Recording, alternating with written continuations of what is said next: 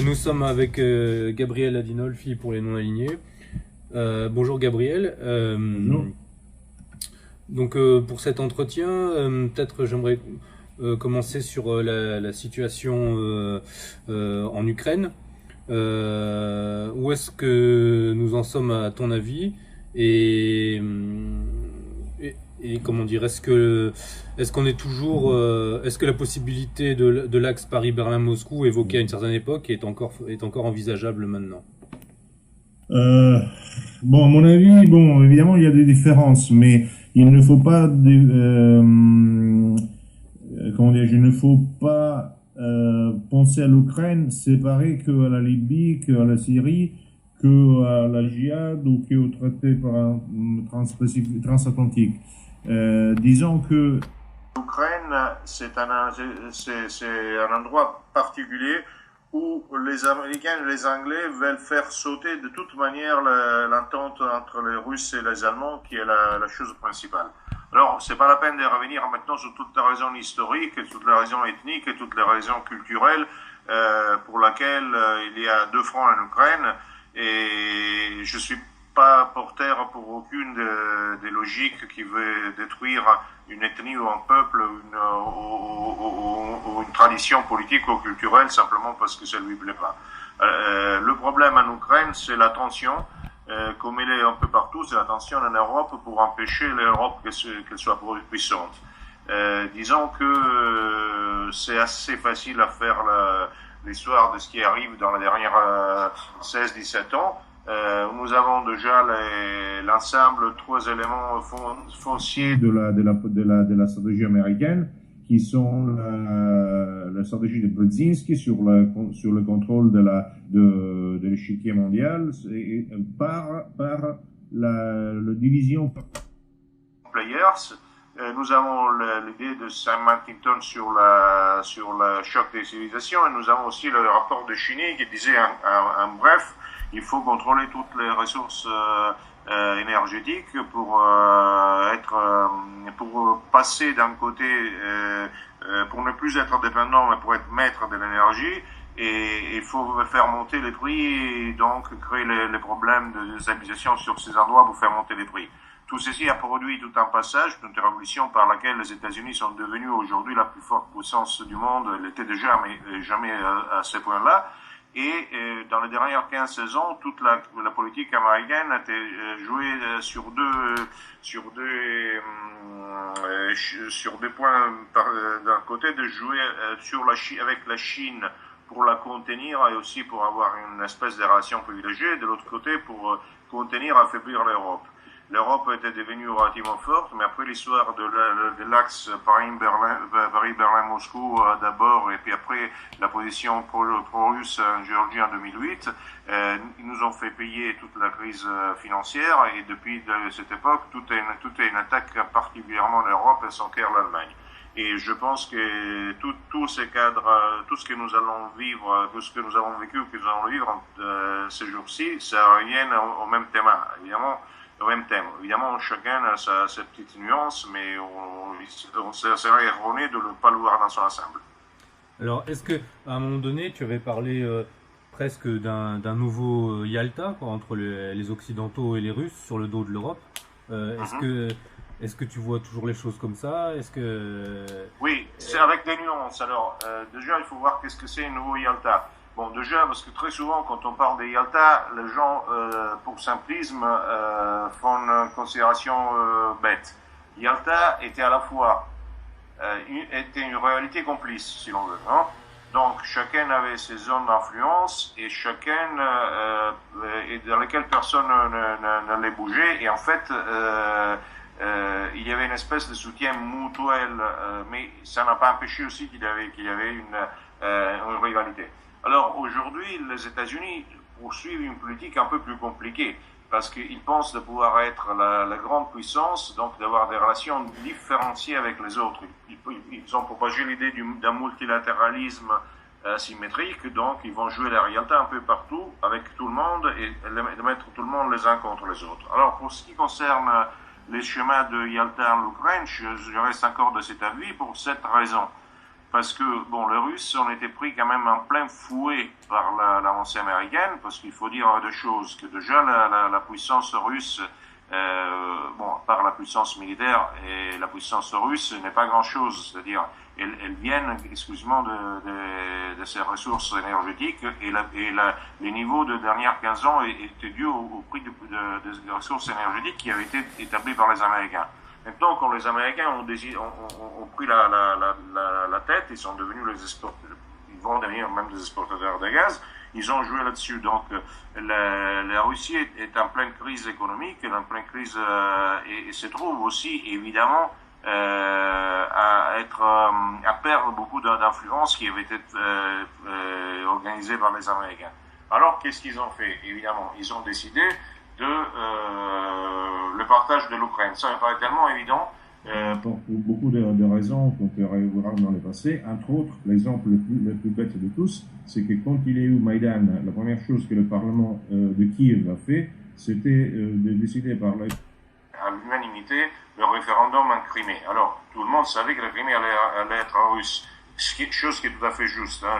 Je suis pas en train de dire l'inverse.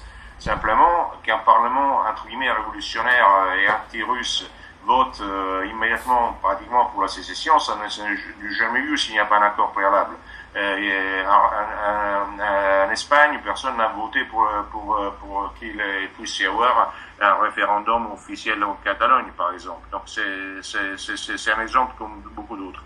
Je pense que la Russie là-dessus s'est un petit peu laissé bercé dans une reprise locale de la logique de Yalta, parce que devant faire face aux événements et n'ayant en Europe que l'Allemagne, sur laquelle il pouvait quand même essayer de faire encore, et sur le bien encore essayer de faire encore système, et n'ayant eu surtout la trahison française, et avec la chute de prix et tout le reste, je pense qu'ils ont essayé de rentrer un petit peu dans ce qu'on pouvait laisser faire. Alors, face à un problème interne, parce qu'il y a un grand problème interne dans l'organisation économique et sociale russe, Poutine a préféré, j'imagine, faire la grande croisade avec les grands thèmes qui reviennent aux logiques de la guerre froide de Yalta, en acceptant le défi américain, pour tenir mieux l'opinion publique interne. Mais à niveau des politiques externes, bon, je suis désolé, je ne comprends vraiment pas qu'est-ce que la Russie est en train de faire aujourd'hui, parce que je la vois assez maladroite dans tous ces choix, alors que ce serait pas si difficile que ça, même s'il faudrait un autre courage d'utiliser surtout la question ukrainienne pour changer complètement la donne avec une force importante, une entente importante entre l'Europe et la Russie. Chose que du reste, Lavrov de temps en temps essaye de faire. Mais donc est-ce que sur cette situation, enfin en fait, est-ce que la France et l'Allemagne ont vraiment joué un rôle, ou est-ce que c'est juste quelque chose de médiatique et de cosmétique? Non, la France n'a pas joué des rôles. La France. Alors, je fais un exemple. Je crois que l'histoire se répète tout le temps. Alors, nous sommes évidemment, on parle de notre époque, on parle de notre système social, on parle de notre système politique, on parle d'autres idéaux. Mais nous sommes revenus aux années 40. Je m'explique.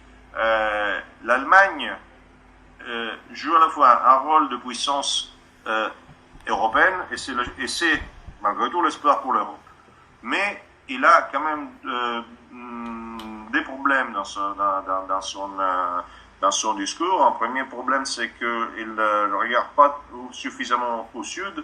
Et deuxième problème, c'est qu'il est toujours bercé par l'idée toujours d'essayer de trouver une alliance, une entente avec les Anglais, qui sont au contraire ceux qui bousillent et qui font la guerre. L'Allemagne a toujours un problème avec la Russie, c'est une entente obligée, mais aussi avec un petit peu de quelques suspects. Et la même chose, c'est de l'autre côté. La France, aujourd'hui, c'est un petit peu la France a été complètement débordée par la situation de la globalisation, a été débordée parce que la classe politique n'a pas été capable de faire face après Mitterrand, Et surtout Sarkozy a été lamentable. Donc la France aujourd'hui est un pays, comment dirais-je, de collabos. Alors à moitié son collabo pour l'Allemagne, à moitié son collabo pour l'Angleterre. Alors la France, là, Hollande est là pour essayer de flotter, mais il a aucun rôle réel. Le rôle politique de la France à niveau international, on le retrouve plutôt dans les questions l'ISIS, la djihad, etc. Ils sont néfastes, sont pas bons.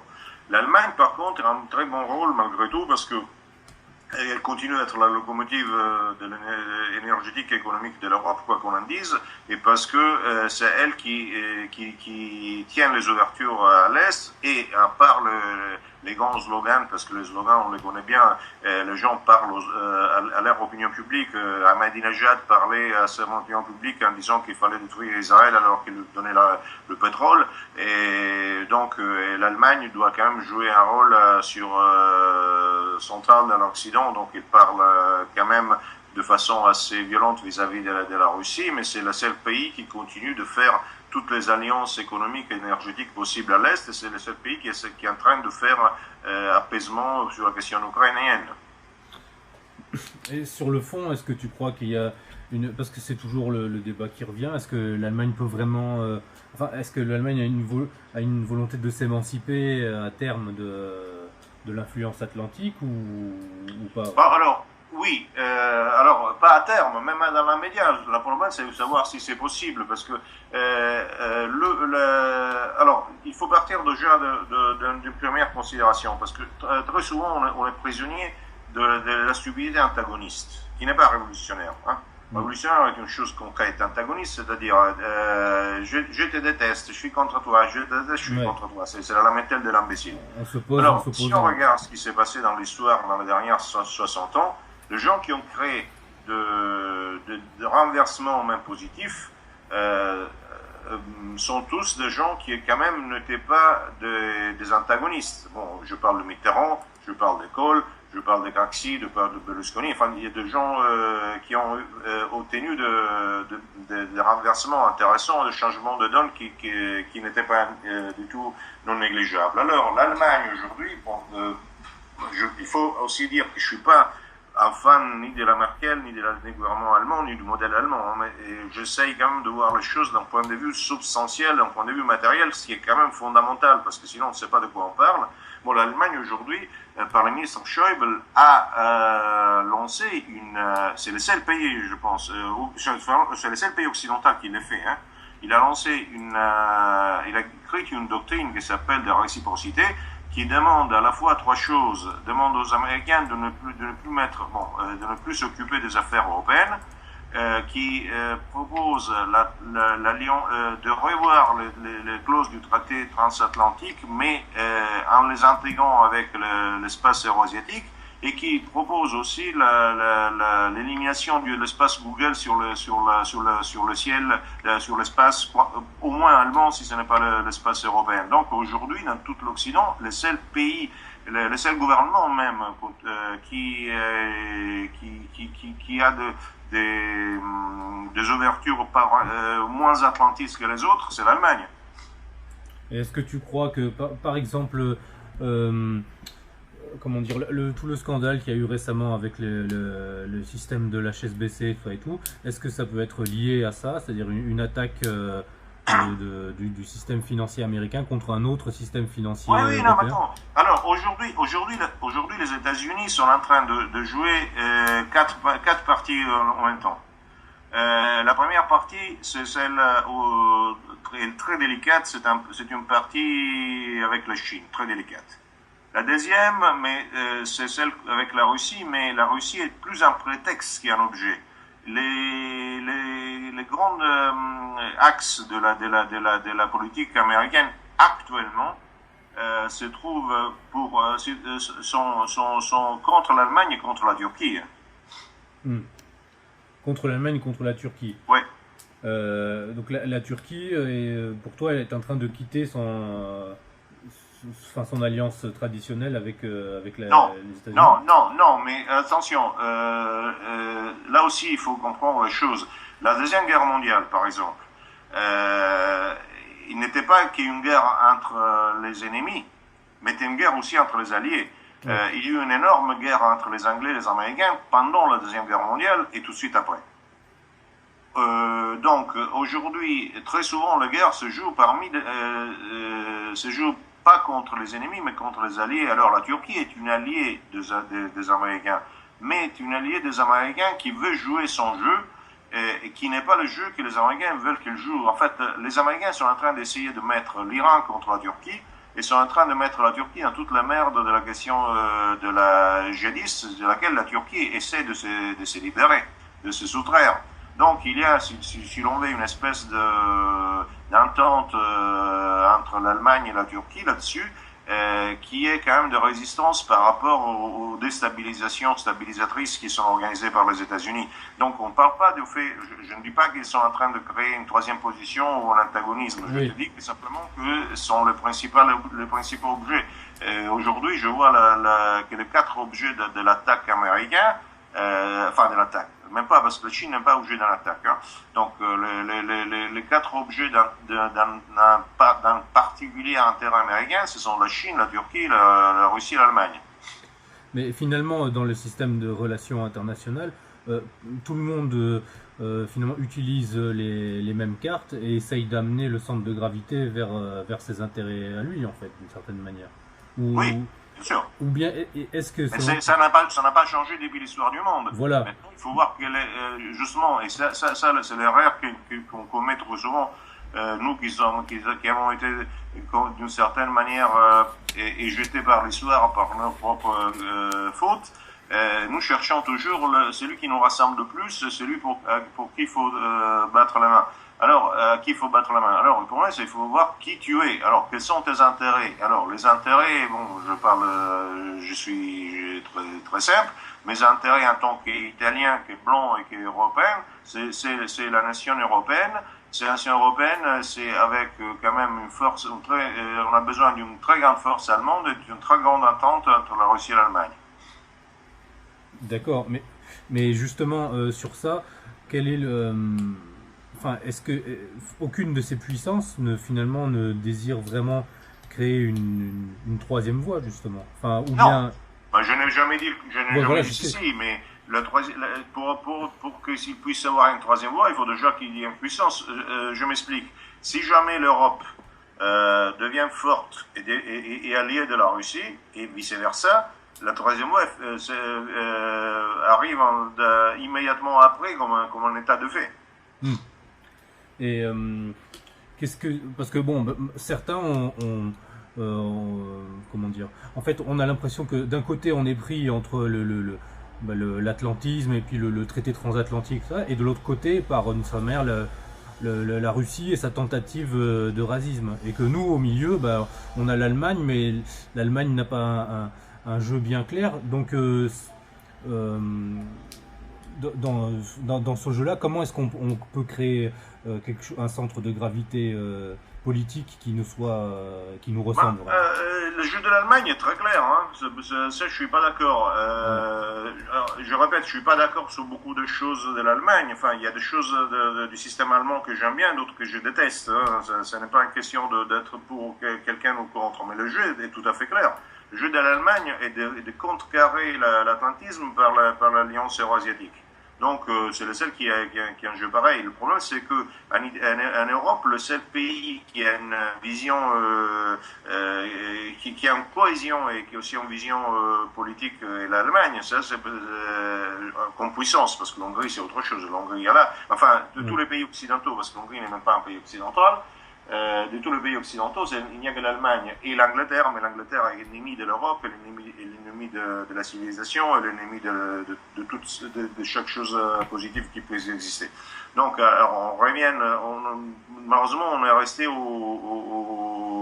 est resté à la Première Guerre mondiale, à la Deuxième Guerre mondiale, avec la Russie, qui ne sait plus s'il doit être allié de l'Allemagne ou des États-Unis ou de deux à la fois. L'Allemagne qui commet l'erreur d'habitude de vouloir s'allier à l'Angleterre qui est les vrais ennemis, et avec évidemment les États-Unis, et puis bon, les sujets sont restés les mêmes, simplement ça a changé les systèmes politiques. Alors il faut travailler en changeant le système politique, mais en sachant bien qui sont les alliés naturels et qui sont les ennemis naturels. Sinon, si on commence à établir qui est plus sympathique et qui est moins sympathique parmi les personnages actuels, bon, c'est un autre jeu. C'est un jeu qu'on peut faire dans un café, on peut faire à table, on peut faire dans une salle quand on s'écrit dessus, mais enfin, ça change pas les choses dans la vie. Les choses dans la vie changent selon le rapport de force. Et actuellement, nous n'avons qu'un espoir, que l'Allemagne et la Russie s'entendent réellement. Mais justement là-dessus, peut-être pour finir là-dessus, est-ce que l'Allemagne ne joue pas un double jeu comme elle fait souvent dans Mais la Russie aussi, tout le monde joue un double jeu. Mais c'est l'histoire du monde. Tout le monde joue un double, même dans la Deuxième Guerre mondiale, tout le monde a joué un double jeu. Oui. Donc, il ne faut pas penser qu'il n'y a pas un État qui joue un double jeu. Qui pense qu'il y a un État qui ne joue pas un double, un triple, un quadruple, un cinquième jeu, et dans le monde de la guerre est un ingénu. Oui. Et maintenant, justement, on voit beaucoup, enfin, on va dire dans la mouvance nationale, enfin, beaucoup de gens, donc on va dire, tout le monde est plus ou moins pro-russe, mais on a aussi maintenant cette tendance de gens... Je suis un conditionnel de l'AS romain. Non, mais voilà. Oui, mais nous sommes sur ces gens-là. C'est pas question d'être pro-russe ou anti-russe, parce que le fait d'écrire I like Poutine, il s'en fout largement. Il s'agit de faire des choses qui puissent être utiles à Poutine aussi. Alors, je répète toujours une anecdote que je crois que c'est plus, je sais plus je crois que c'est plus tard, je sais plus, qui reporte, dans lequel il y a un jour un grec qui va visiter Sparte et qui est présenté vis-à-vis du roi de Sparte, et on lui dit au roi de Sparte, on dit ceci monsieur là tiens vient de je sais plus de quelle ville, il est philospartiate, et il lui répond c'est très mal, il faut être philopatriote. Alors Poutine doit être largement l'allié principal pour Poutine, de toute façon la Russie ça doit être un allié incontournable de l'Europe, mais il faut que l'Europe existe pour ce qui se passe dans la mouvance nationale, comme dans toutes les mouvances de bras cassés et des branleurs, c'est qu'on s'attend l'Armageddon entre un bon et un méchant, et que le bon va nous remettre les pendules à l'air. Ça n'a jamais été comme ça dans l'histoire, ça sera jamais comme ça dans l'histoire. Alors après, on peut rêver ce qu'on veut, être pour Poutine, être pour BHL, c'est exactement la même chose de cette manière. Oui. Ce qui est important, c'est comment on fait les choses. C'est pas qui je rêve, de qui je rêve dans mes rêves porno, c'est tout. Oui, c'est de devenir un sujet plutôt qu'un objet, quoi. Mais bon, mais sur ça, ce qui, malgré tout, enfin, ce qui est intéressant à voir, c'est comment dire, les Ukrainiens et les Russes sont sur deux récits historiques quand même antagonistes. Et la problématique, elle est quand même que, on a d'un côté des nationalistes ukrainiens qui sont souvent plus proches de nous dans leurs racines politiques, et de l'autre côté, on peut avoir des intérêts géopolitiques proches avec la Russie, qui elle va adopter un discours un peu presque même un peu néo-soviétique ou quelque chose comme ça. Voilà. Enfin, je pense que c'est ça qui a beaucoup. Oui, mais attention. Alors là aussi, on commet une autre erreur, parce que si j'étais, ou toi ou quelqu'un d'autre, représentant, je sais pas, de la Croix-Rouge internationale ou de la diplomatie européenne ou de la diplomatie d'un pays, etc., c'est un discours, là, ça serait des arguments intelligents. Mais nous sommes rien, nous sommes que des spectateurs. Alors, si comme spectateur tu dois être aussi autre chose, tu dois proposer quelque chose. Qu'est-ce que tu vas proposer? Nous avons là un vrai affrontement basé sur la haine et sur la mutuelle logique du génocide. Alors, tu dois choisir si tu préfères le génocide ou si tu préfères essayer quelque chose qui peut sortir de cette impasse pour créer une paix, et une paix que ça soit intéressante pour nous et pour la Russie. Alors ça, c'est mon discours. Essayons de remettre les conditions pour sortir de cette impasse en ayant une puissance et créant une juste paix. Et ça, c'est une hypothèse. L'autre hypothèse, c'est j'espère que le plus de possible d'Ukrainiens tuent le plus possible de pro-russes ou vice-versa.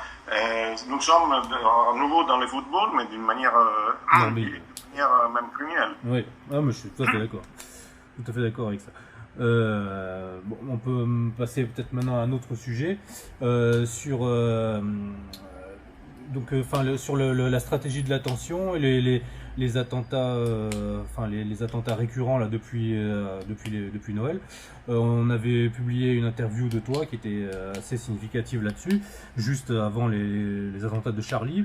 Donc où est-ce qu'on en est maintenant? On a l'impression. Est-ce que pour toi est-ce qu'on est face à une menace réelle ou bien est-ce que c'est vraiment une mise en scène? Est-ce que c'est les deux? Vers quoi on veut nous amener, quoi? Parce que...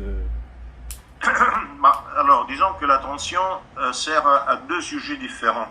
Le sujet ennemi, donc disons entre guillemets l'Angleterre et les États-Unis, sert pour créer le choc des civilisations et pour empêcher l'Europe de devenir forte. Et puis aux oligarchies, la stratégie d'attention sert pour que, on a vu bien le résultat, Hollande a bien été bénéficié par les attentats de Charlie Hebdo. Alors, donc nous avons des sujets différents qui ont qui ont les mêmes intérêts.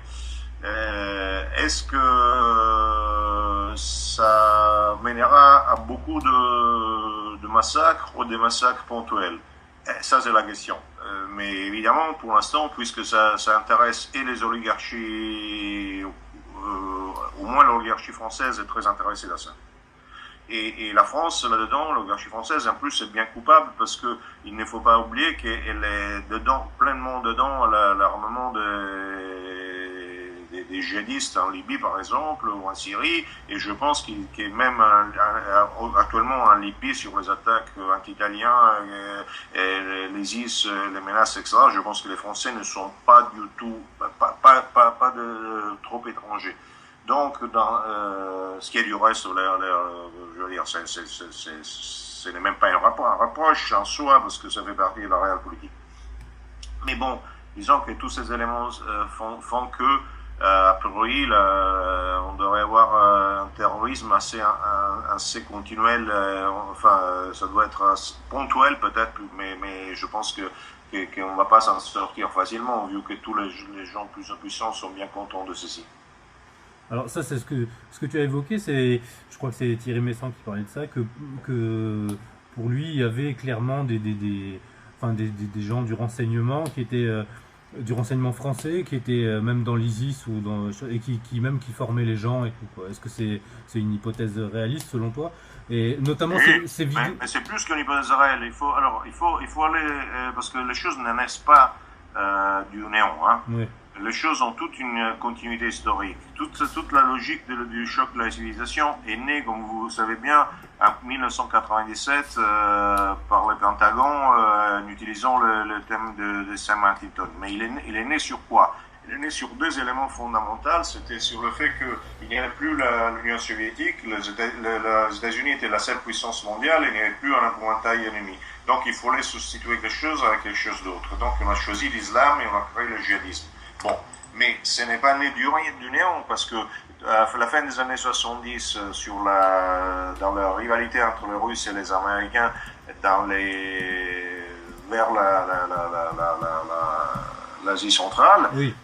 Et la première carte qui a été utilisée, c'était les islamistes. Bien sûr, c'était pas les djihadistes, mais c'était quand des islamistes, en particulier en Afghanistan. Oui. Alors, il ne faut pas oublier que la France, qui avait de très bonnes relations, a participé amplement et aux actions anti-russes, anti-communistes en Afghanistan, et aussi à la révolution iranienne. Donc, disons que une bonne partie, même si les Américains, les Israéliens là-dessus ont mis après ont accéléré beaucoup, c'est chez les milliers anglais, surtout français, qui est né tout au départ la mixelle, la mélange, ouais. Le mixage duquel après nous avons eu Al-Qaïda, ISIS, etc., etc. Donc il y a même une continuité historique, je trouve. Alors, est-ce qu'au bout d'un moment, sur cette histoire d'État islamique qui arrive maintenant, là, on est dit aux portes de l'Europe et tout, est-ce que c'est sérieux? Est-ce que cette chose-là peut leur échapper? Ou bien est-ce que c'est... Non. Alors, c'est sérieux, ça, bien sûr que c'est sérieux, dans le sens que tu as des gens armés, que personne ne va attaquer, de gens qui ont même admis eux-mêmes d'avoir les armes, très souvent même par les Américains, que les Américains bombardent que par avion, mais comme par hasard, ils touchent jamais les troupes. Et donc, ça va pas, il représente quoi? Il représente Kedal, il représente entre 15 et 30 000 hommes armés, c'est rien du tout. Je ne sais même pas s'ils sont capables de commanditer réellement eux-mêmes des actes terroristes en Europe. Il suffit simplement que... mais bon, à niveau de menace, de choc de civilisation, à niveau de contrôle par le Big Brother de l'opinion publique européenne, et ça c'est très sérieux. Donc disons que même si admettons qu'il soit quelques figurants et quelques bandits, ce qui n'est pas impossible, le résultat ce serait le même. Est-ce que tu penses que on va aller, l'OTAN ou l'Occident va aller en Libye? Non. Bon. Et s'il y va, dans le cas où il y allait, il irait très mal. Il irait très mal et il irait sans aucune force et rien derrière. Parce qu'en Libye, par exemple, qui irait en Libye? L'Italie, elle a tous les intérêts, mais il n'y a pas d'État en Italie. La France, pour l'instant, pour l'instant, a tout gagné par la révolution libyenne. Et l'Angleterre aussi. Donc, je ne vois pas pourquoi ils devraient aller remettre en discussion ce qu'ils ont gagné.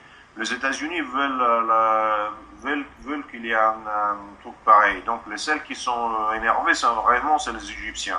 Alors, pour qu'il puisse y avoir, les Allemands n'ont rien à foutre parce qu'ils n'iront jamais au sud, bien qu'il faut dire qu'ils ont même leur veto en Libye, leur veto en Syrie. Donc, c'est encore un truc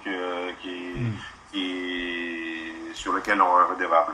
Alors, pour pouvoir faire une opération, il faudrait déjà une Europe forte diplomatique, qui puisse permettre une alliance entre certains pays arabes et la Turquie pour entrer en Libye, et en même temps, en soutenant et en le sortant de prison, en soutenant le fils de Kadhafi. Ça, ce serait ce qu'on pourrait faire en Libye. Et en même temps, il faudrait armer et défendre la Syrie et faire une alliance avec l'Hezbollah. Et tout ceci, le mettre dans le même paquet avec la renégociation de sanctions sur la Russie et sur la proposition d'une force internationale en Ukraine avec contrôle diplomatique mixte entre les Russes et les Allemands. Oui, alors ça c'est... Tu as parlé du Hezbollah, mais ça c'est intéressant justement par rapport à ce qu'on disait au début de l'entretien, c'est que le Hezbollah est finalement armé par la Russie, et ce sont ils ont des armes russes quand même, et ce sont les seuls qui tiennent sur le terrain face aux islamistes sunnites. Et en même temps, la Turquie appuie les islamistes sunnites, mais aussi maintenant traite avec la Russie pour ce qui est des gazoducs. Oui, mais l'histoire a toujours été comme ça. Hein.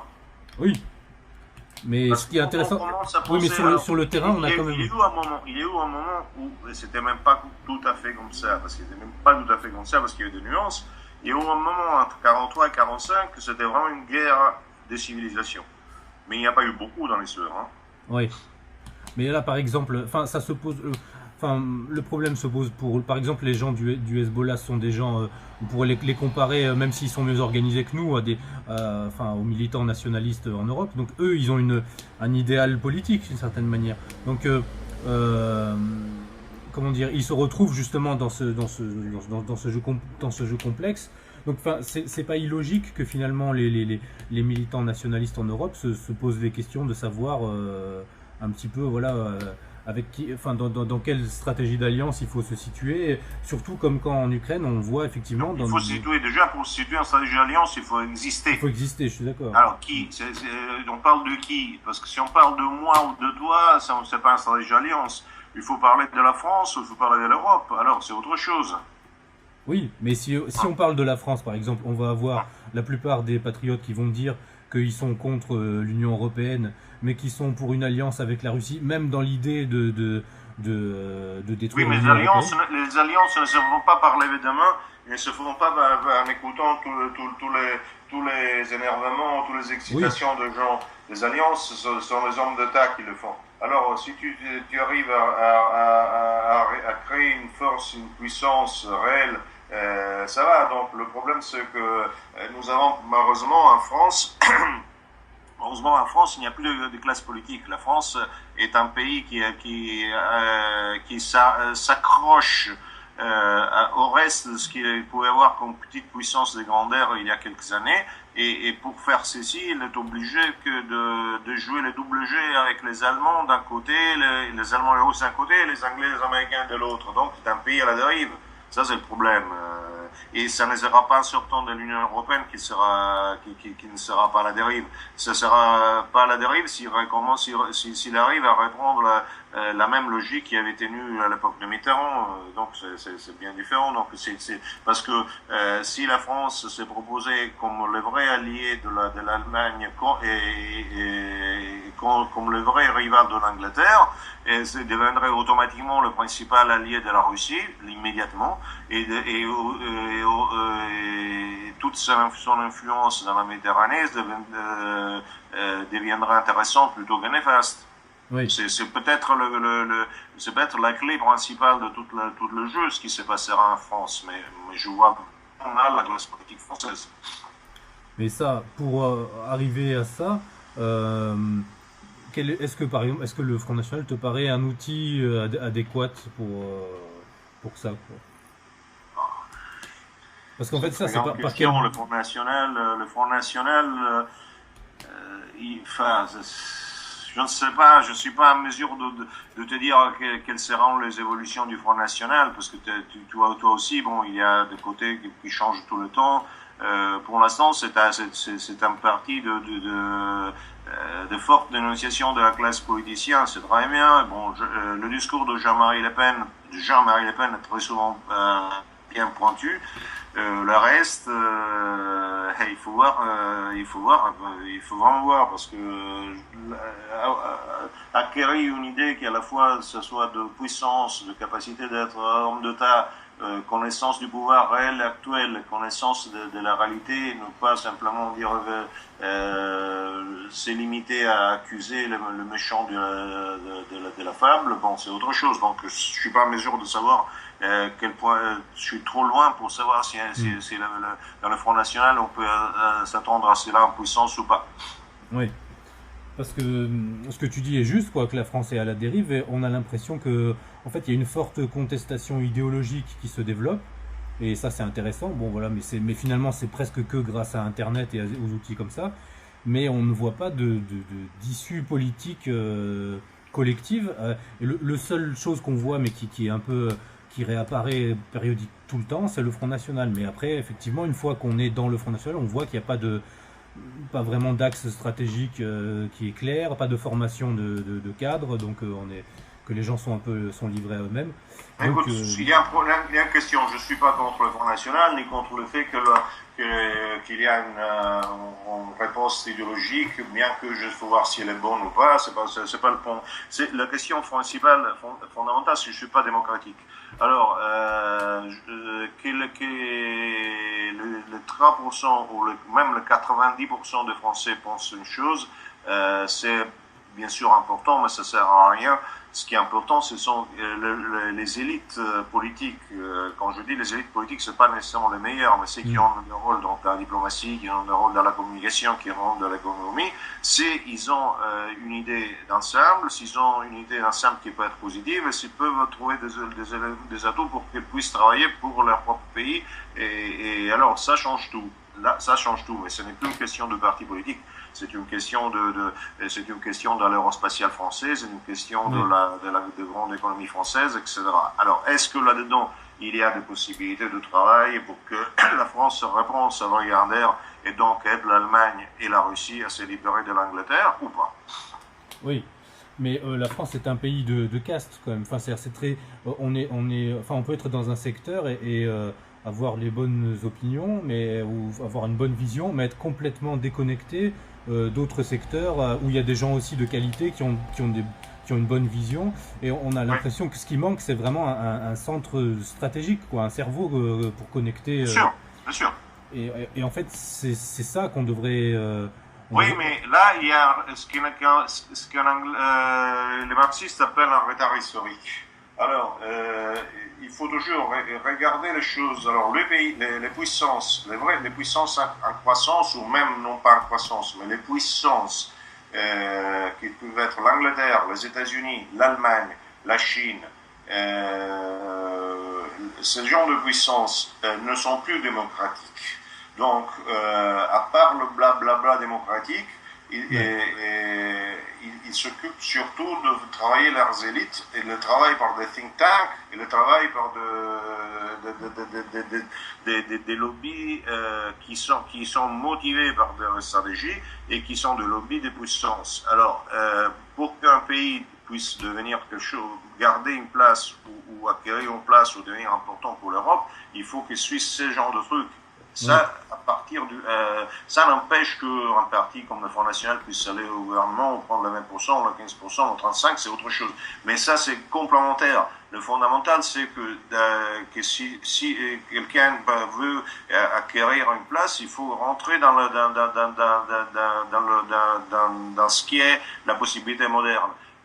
Si les Français souvent se plaignent parce qu'ils ont perdu la souveraineté, doivent se demander pourquoi ils l'ont perdu et pourquoi d'autres ne l'ont pas vraiment perdu. Et alors peut-être ils vont la acquérir, parce que par exemple la perte de souveraineté n'est pas donnée par la naissance de l'Union européenne, c'est l'inverse qui se vérifie.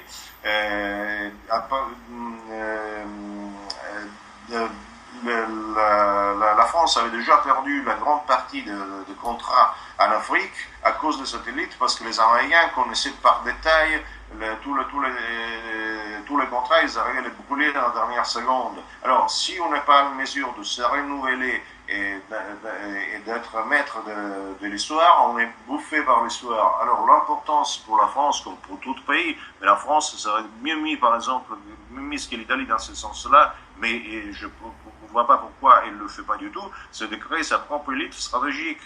C'est ça le fondamental. C'est pas combien de voix prendra la Front National ou quelqu'un d'autre. Oui. Mais ça, justement, on a l'impression que dès qu'il y a des tentatives de formation d'élite ou de cadre ou genre ça, on finit toujours dans un travers très français qui est un peu l'intellectualisme, quoi. Après, ça devient des cercles de discussion. Oui, c'est l'éternel problème français, je sais.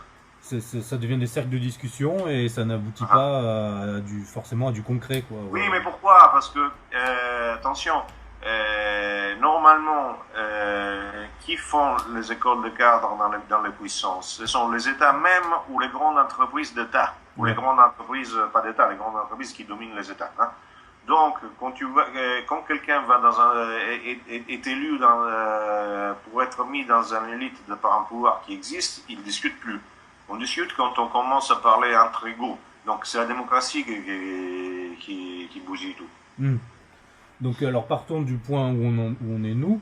Nous, on n'est ni dans un appareil politique, enfin, je parle en France, on n'est ni dans un appareil de parti ni dans des cercles importants. Donc, qu'est-ce qu'on doit faire depuis le point où on se trouve, nous, quoi, en tant que... attends, nous qui, déjà?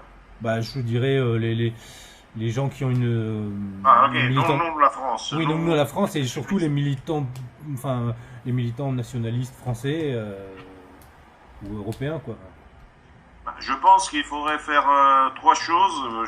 J'insiste toujours sur le 3, mais je sais bien que c'est un peu compliqué parce que les Français, d'un côté, sont très intellectuels et de l'autre sont très esthético-superficiels, donc ils veulent immédiatement voir. Si la chose ne la voit pas, ils n'arrivent pas à l'imaginer. Je n'ai pas compris pourquoi. Donc il y a 3 choses qui sont fondamentales. La première, c'est de créer une vraie élite puissante et consciente. La deuxième, c'est créer un réseau professionnel et lobbystique qui fonctionne largement. Et la troisième, c'est de faire une révolution culturelle qui ne soit faite pas que sur la philosophie, mais sur le renouvellement de toute la société, le pouvoir, la communication. C'est-à-dire comprendre exactement ce qui s'est passé, ce qui se passe, quels sont les axes pour pouvoir se mettre en mesure de maîtriser ces axes et évidemment en leur donnant le signe qu'on veut. Oui. Et le reste vient de soi. L'envers, c'est pareil. Je veux dire l'histoire, je parle du fascisme, je parle du communisme, je parle du bonapartisme, je parle de ce que tu voulais, est faite par des petites minorités organisées et capables.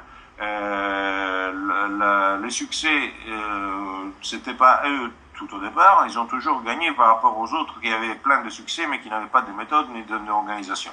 Dans l'histoire, rien ne change, que ce soit la guerre, que ce soit le terrorisme, que ce soit la politique, que ce soit l'économie, l'entreprise, que ce soit le football, c'est toujours la même chose. Ce sont les gens qui ont une idée en tête, la méthode, l'organisation et les contenus et les savoir-faire qui remportent la mise. Ce n'est pas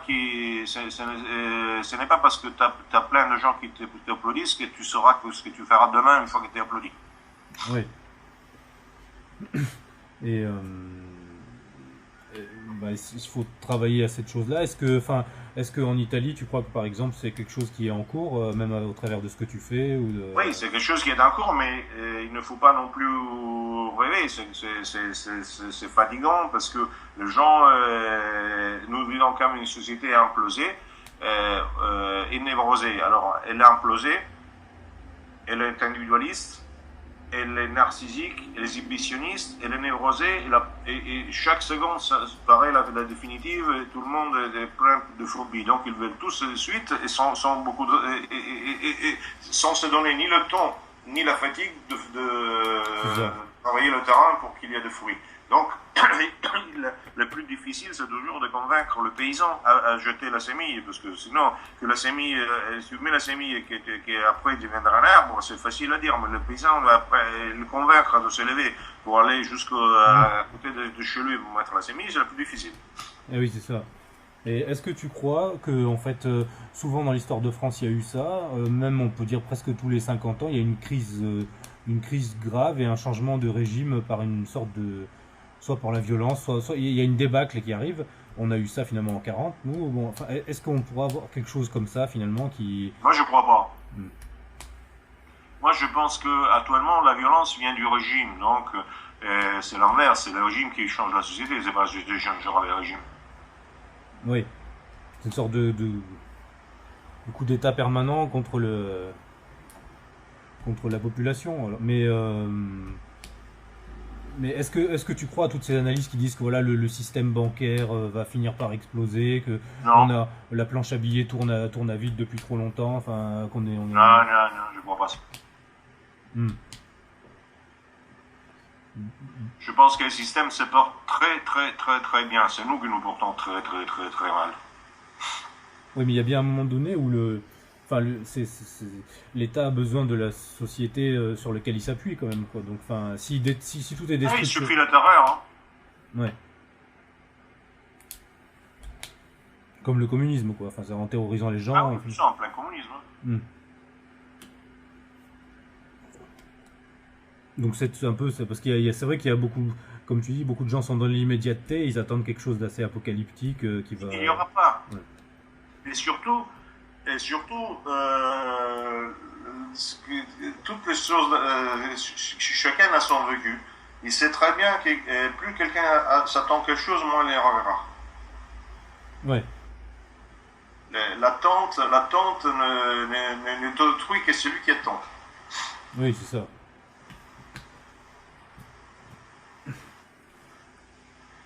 Ok, je pense qu'on a fait un peu le tour de ces quelques questions. Voilà, enfin peut-être finir sur ton actualité. Toi, tu as sorti un livre récemment. Justement, ce livre parle un peu de ton trajet politique et de ton histoire politique. Maintenant, enfin, tes objectifs, c'est quoi finalement, quoi, à la partie, la partie de ta vie où tu en es maintenant, quoi. C'est, tu attends quoi de l'engagement politique, en fait? Parce qu'il y a beaucoup de gens, en fait, enfin je dis ça parce qu'il y a beaucoup de gens, toi tu dures sur le long terme, et beaucoup de gens s'arrêtent, enfin au bout d'un moment arrêtent leur engagement ou passent à autre chose, voyant que les... Bon, non, mais ça déjà pour ce qui me concerne, je n'ai pas encore arrivé, je crois, oui, j'ai peut-être un cas ou deux, mais enfin, donc en 15 ans, c'est vraiment dérisoire parce que je ne donne pas, je nourris pas des enthousiasmes impossibles. Donc je demande un travail qui est comment dirais-je, continuel, silencieux, mais aussi à la portée de gens. Donc je suis en train de travailler tous les jours pour changer la mentalité, pour créer de minorités organisées qui soient capables d'obtenir des résultats. Pour l'instant, que ce soit dans les côtés de centre-études, soit dans les côtés professionnels, le côté de lobby, etc., que ce soit aussi dans les côtés formation, changement de cas et tout le reste. Pour l'instant, les résultats sont absolument bons.